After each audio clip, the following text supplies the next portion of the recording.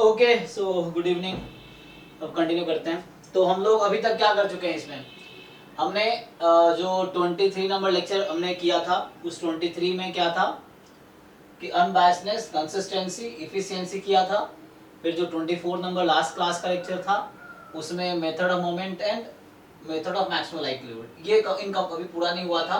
तो अभी maximum likelihood estimator से कंटिन्यू करते हैं, फिर आगे आएंगे सफिशिएंसी फैक्टराइजेशन थ्योरम पे। ओके तो अभी कंटिन्यू करते हैं कहाँ से, मैक्सिमम लाइक्लीहुड एस्टिमेटर से।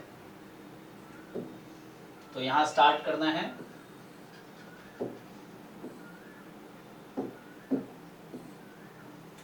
मैक्सिमम लाइक्लीहुड एस्टिमेटर, ठीक है ना।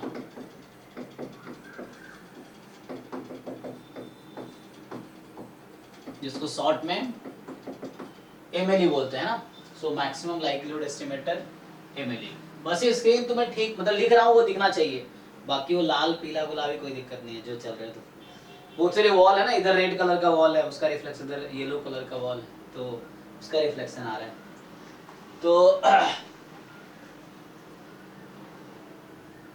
अब क्या है हमारे पास, तो एमएलई हमने सिंपली देखा था, तो डेफिनेशन में देखा ही था कि थीटा की वो वैल्यू, लाइक्लीहुड फंक्शन क्या होता है कि अगर जस्ट ये लाइक्लीहुड फंक्शन लिख रहा हूँ कि it is a joint PDF F of x1 x2 up to xn। ये जॉइंट पीडीएफ ही है। चूंकि ये रैंडम सैंपल होता है, तो रैंडम सैंपल में क्या होता है, आईआईडी होते हैं। तो रैंडम सैंपल में आईआईडी है तो इंडिपेंडेंट भी होगा। तो इंडिपेंडेंट है तो ये हो जाएगा product of f x I I from 1 to n, इस तरीके से। तो बढ़िया क्या है, फंक्शन ऑफ थीटा है। अब एमएलई क्या होता है, सो एमएलई का मतलब है MLE is value of theta which maximize function L theta. Simple कि थीटा की वो वैल्यू जो मैक्सिमाइज करे लाइक्लीहुड फंक्शन। लाइक्लीहुड फंक्शन क्या है, लाइक्लीहुड फंक्शन ये लिखा हुआ है ऊपर। सो लाइक्लीहुड फंक्शन ये है और इसको मैक्सिमाइज करना, जो भी थीटा की वैल्यू आएगी उसको हम बोलेंगे वो एमएलई है। ठीक, चलो तो अब हमारे पास क्या है, कुछ क्वेश्चंस लास्ट क्लास में लिखे थे। कुछ डाउट है किसी को एमएलई से रिलेटेड, आपने अगर ट्राई किया हो तो पूछना है, या मैं आगे क्वेश्चन लिखूं। कल 4 क्वेश्चन लिखे थे, वो आपने किए होंगे।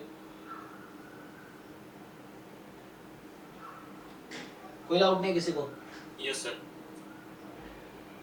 यस सर, डाउट है। पूछिए पूछिए। हाँ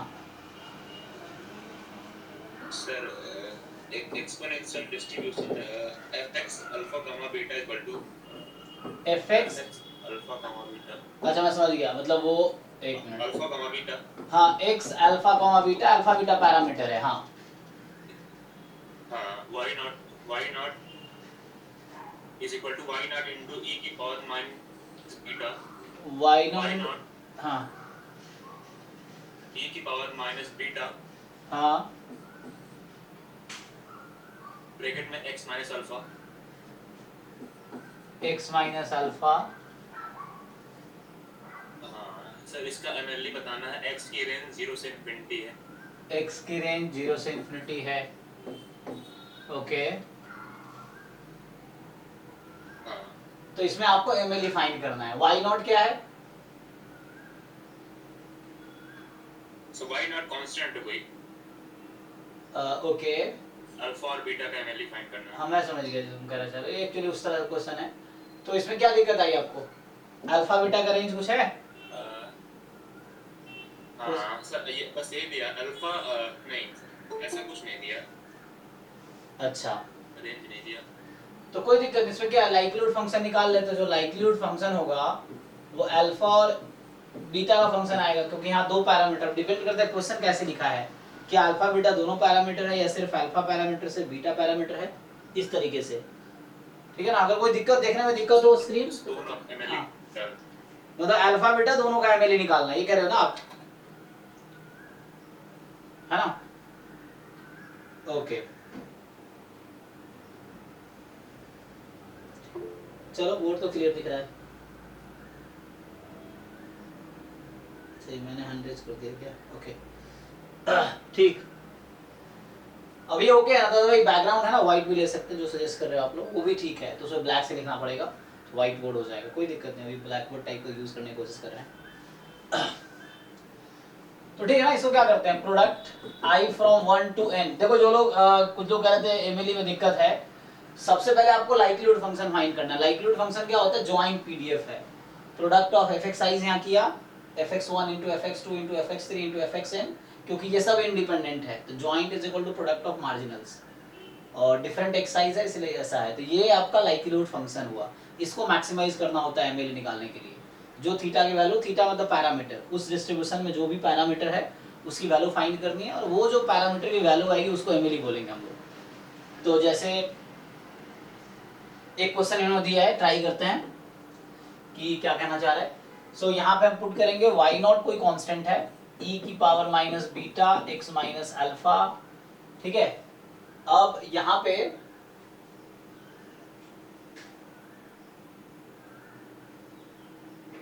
ठीक है ना, तो यहाँ होगा xi, एक्चुअली xi क्यों ले रहे हैं, देखो यहाँ पे देख लो आप, ये था ना, हमें ये फाइंड करना होता है पहले कि product fxi i from 1 to n। तो fxi में x की जगह ये pdf है, जहाँ x की जगह xi रखना है, तो x की जगह आप xi रखोगे तो क्या होगा, तो इसको तो यहाँ तक हो गया। अब ये pdf हमारे पास आया, अब इसका क्या करना है, मुझे फाइंड करना है mle। सो अभी करेक्ट पीडीएफ होगा क्योंकि पहले पीडीएफ गलत बताया था। सो ठीक है, पहले वाई नॉट निकालना था, ये आ गया, अब तो हो गया ना। अब क्या करना है, so likelihood function alpha beta के टर्म में, this is product of f x i, ये डेफिनेशन है इसका, आई फ्रॉम 1 to n, ये तो लाइक्लीहुड फंक्शन का डेफिनेशन है। अब इसमें पुट करो आप, सो ये हो गया प्रोडक्ट ऑफ बीटा e की power minus beta xi minus alpha i from 1 to n। अच्छा ध्यान ये भी रखना है x मोर देन अल्फा है, तो आपको ये भी ध्यान रखना पड़ेगा यहाँ पे कि each xi is more than alpha, है ना।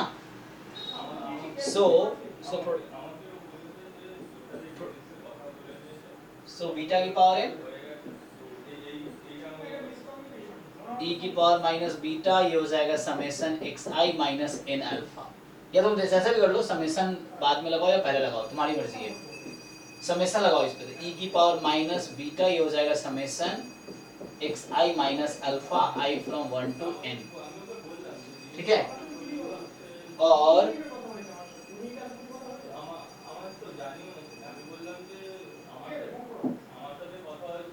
अब यहाँ देखो ध्यान से, हमें देखो मैं फिर से कह रहा हूँ कि जो लाइक्लीहुड फंक्शन है वो पैरामीटर का फंक्शन होता है, सो वहाँ अल्फा एंड बीटा इंपॉर्टेंट है यहाँ पे। सो आपको क्या करना है कि ये जो अल्फा है, this alpha is less then xi for all i, for all i, ठीक है ना। So alpha is less then xi for all i।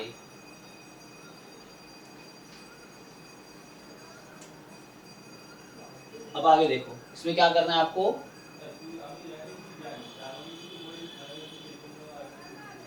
So likelihood function alpha beta के टर्म में क्या आया, सो ये आपके पास है बीटा की पावर n e की power minus beta into summation xi i from 1 to n into e की पावर, वो ब्रेक कर रहा हूँ मैं, देखो इस समेशन को खोल रहा हूँ, तो ये समेशन xi फिर समेशन अल्फा पे लगाओगे तो n अल्फा हो जाएगा, क्योंकि i तो है नहीं अल्फा में, n अल्फा हो जाएगा।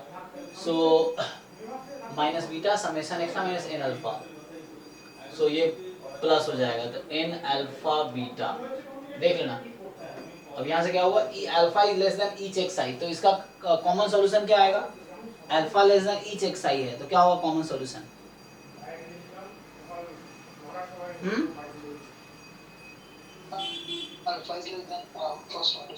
हाँ alpha less than each xi, तो मिनिमम ऑफ xi, तो यहाँ होगा alpha is less than first order step. Anuj भाई एक मिनट, अच्छा, अरे सर आ गए, अरे वो सॉरी थोड़ा सा प्रॉब्लम हो गया था, बाहर है तो थोड़ा सा वो हो गया है। तो इसको आगे देखो करके क्या समझ आ रहा है, इसको मैं खत्म करता हूँ, थोड़ा अभी क्लास मुझे जल्दी खत्म करना पड़ेगा, प्रॉब्लम आ गया है। तो पता नहीं लाइफ में कितनी प्रॉब्लम्स आ रही हैं एक साथ। सो इसको देख लो एक बार क्या होगा, अल्फा तो तुम्हें यहीं से दिख जाएगा, अल्फा यहाँ कहाँ पे है, यहाँ पे है ना, सो अगर तुम अल्फा के रिस्पेक्ट से बात करो, सो ये फंक्शन क्या जानते हो अल्फा के रिस्पेक्ट में? मैं सिर्फ अल्फा की बात करता हूँ अभी देखो। सो ये इंक्रीजिंग होगा डिक्रीजिंग होगा अल्फा के रिस्पेक्ट में? ई की पावर एक्स क्या होता है, इंक्रीजिंग है डिक्रीजिंग है? ठीक है ना, यहाँ बता रखा होगा बीटा मोर देन 0। चलो क्वेश्चन तुमने कंप्लीट नहीं बताया ना, तो ये बता दे बीटा मोर देन 0 होगा, तुम चेक करो। सो क्वेश्चन लिखा हो कि जब क्वेश्चन मेरे सामने नहीं है ना तो थोड़ा और दिक्कत होता है, बच्चे आधा इन्फॉर्मेशन बता लिखा होगा ये भी। हाँ, तो आधा इन्फॉर्मेशन बताया आधा नहीं बताया। तो ई की पावर एन अल्फा बीटा है तो वो फंक्शन इंक्रीजिंग है। और यहाँ पे देखो अल्फा का रेंज क्या है, मैं पूछूं यहाँ से अल्फा का रेंज क्या है? -∞ से x1, यस और नो? ये आ जाएगा 1 लेस देन इक्वल टू कर देता हूँ। सो ये है ना, तो देखो फंक्शन अल्फा के रेस्पेक्ट में इंक्रीजिंग है और लार्जेस्ट वैल्यू x1, तो अल्फा का एमएलई कितना हो गया? कोई बताओ मुझे, समझ आ रहा है कुछ नहीं आ रहा है कि नहीं आ रहा? मैं बोल रहा हूँ फंक्शन अल्फा के रेस्पेक्ट में इंक्रीजिंग है और अल्फा का डोमेन ये है, तो अल्फा का एमएलई क्या होगा, अल्फा की क्या वैल्यू होगी ताकि ये फंक्शन मैक्सिमम हो जाए? x1। तो ठीक है, तो ये तो आपका आंसर हो गया x1 का। अब बीटा के लिए बहुत आसान है। बीटा के लिए क्या करो तुम, इसमें लॉग लगाओ, लॉग लगा लोगे, फिर क्या करोगे बताओ बीटा के लिए? वो लोग निकाल के कर दिया सर सॉल्व। हैं बीटा की वैल्यू सर आई है n अपॉन x बार माइनस अल्फा। यही, दिस इज आंसर। अल्फा की जगह ये रख लो x1, दिस इज आंसर। ठीक है ना, तो ये समझ आया सबको क्या करना है? अब सिंपल बीटा के रेस्पेक्ट में डिफरेंशिएट करके 0 पुट कर दो, तो जो बीटा की वैल्यू आएगी वो आपका एमएलई है बीटा का। ठीक है, अभी थोड़े से प्रॉब्लम में फंस गया हूँ तो आज क्लास में भी कैंसिल करता हूँ। थोड़े से पता ही तुम लोगों को सीन चल रहा है थोड़ा, तो आज थोड़ा कोऑपरेट करो। कल तो क्लास रखते हैं, कल रख लेते हैं, है ना? सो अभी आप लोग प्रॉब्लम प्रैक्टिस करो, ये 5 टॉपिक हमने किए हुए हैं, इस पे थोड़े प्रॉब्लम प्रैक्टिस करो। अभी थोड़ा बाहर मैं थोड़ा सॉल्व करता हूँ प्रॉब्लम को पहले। ठीक है ना? So unbiasedness, consistency, efficiency, method of moment और ये एमएलई, यहीं तक किया हमने हालांकि। और एमएलई का एक थ्योरम लिखा देता हूँ, बस खत्म करता हूँ उसको। तो जो एमएलई होता है वो कंसिस्टेंट होता है, लाइक तुमने लिखा था method of moment estimator consistent होता है, उस तरह से एमएलई भी कंसिस्टेंट होता है।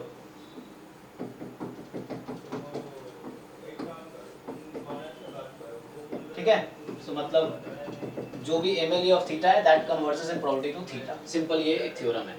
एमएम यही होता है, मेथड ऑफ मोमेंट एस्टिमेटर भी, method of moment estimator of theta will converge in probability to theta. जैसा सेम यहाँ पे भी, ठीक है, बताना चाह रहा था। बाकी आप कोई भी क्वेश्चन प्रैक्टिस करो एमएलई एमएम पे, अगर कुछ डाउट्स है तो आप पूछना नेक्स्ट क्लास में, या आप अगली टॉपिक स्टार्ट करेंगे। तो अभी थोड़ा मैं प्रॉब्लम में हूँ तो उसको सॉल्व करता हूँ, नेक्स्ट क्लास में करते हैं। क्लास रेगुलर होगी, टेंशन मत लो, क्लास होगी। अभी थोड़ी बात ऐसे अभी नया जगह शिफ्ट हुआ ना तो रूम मालिक का कुछ उसको करते हैं सॉल्व। ठीक है, हाँ, सो कल रखते हैं 6 to 8 क्लास, कोई दिक्कत नहीं। ठीक है ना, चलो थैंक यू, मिलते हैं नेक्स्ट क्लास में। आज के लिए